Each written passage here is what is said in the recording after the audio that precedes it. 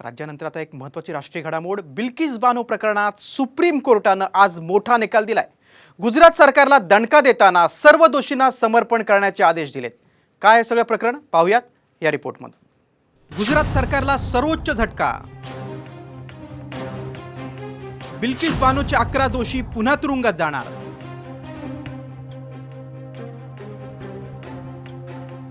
गुजरात सरकारला निर्णय घेण्याचा अधिकार नाहीच, कोर्टाचं मत।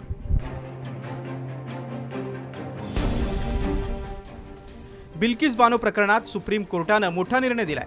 गुजरात सरकारनं 11 दोषींची शिक्षा माफ करण्याचा निर्णय सुप्रीम कोर्टानं रद्द केलाय। शिक्षा माफ करण्याचा निर्णय गुजरात सरकारनं घेतलाच कसा, असं कोर्टानं खडसावलंय। आता ह्या 11 आरोपींना जो जन्मठेपेची उर्वरित शिक्षा होती ती भोगावी लागेल आणि या संदर्भातला निकाल अधिक आल्यानंतर स्पष्टता येईल। दरम्यान सुप्रीम कोर्टाच्या या निकालावर प्रकाश आंबेडकर आणि जितेंद्र आव्हाड यांनी समाधान व्यक्त केलंय। हा मोठा धक्का आहे आणि त्यांना दोन आठवड्यामध्ये सरेंडर व्हायला सांगितलेलं आहे। मी असं म्हणेन हा कायद्याचा विजय आहे आणि बेकायद्याचा पराजय आहे असं मी त्या ठिकाणी मानतो। उच्च न्यायालयाने जो निकाल दिलेला आहे त्याचं स्वागत करतो। तसंच महाराष्ट्र सरकारवर काही प्रमाणाची जबाबदारी दिलेली आहे। मला खात्री आहे की महाराष्ट्र सरकार कुठलाही चुकीचा निर्णय घेणार नाही आणि देश हा सहन करणार नाही। ह्याच्यात जात धर्म येत नाही, पण ज्या पद्धतीने एका भगिनीवरती 14 जण बलात्कार करतात, 14 जणांना मारून टाकतात आणि त्यांना केवळ ते एका समाजाचे आहेत म्हणून बाहेर काढलं जातं, हे दुर्दैवी होतं। त्याचा अंत झाला।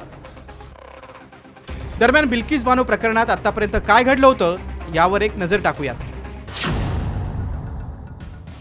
2002च्या गुजरात दंगली दरम्यान बिल्किस बानोवर सामूहिक बलात्कार झाला होता।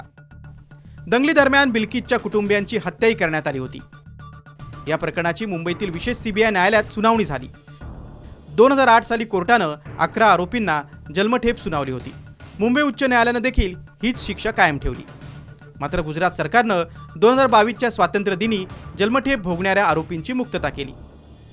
या निर्णयाविरोधात बिल्किस बानोनं सर्वोच्च न्यायालयाचा दरवाजा ठोठावला। अखेर कोर्टानं याचिका सुनावणीसाठी स्वीकारली आणि दोषींची मुक्तता रद्द करण्याचा निर्णय सुप्रीम कोर्टानं दिलाय।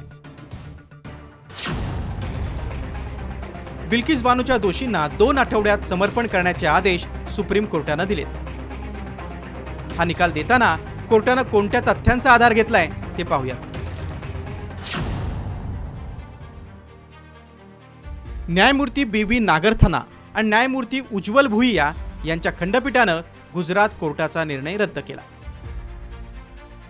पीडितेच्या दुःखाचीही काळजी घ्यावी लागेल असं मत यावेळी न्यायमूर्तींनी व्यक्त केलं।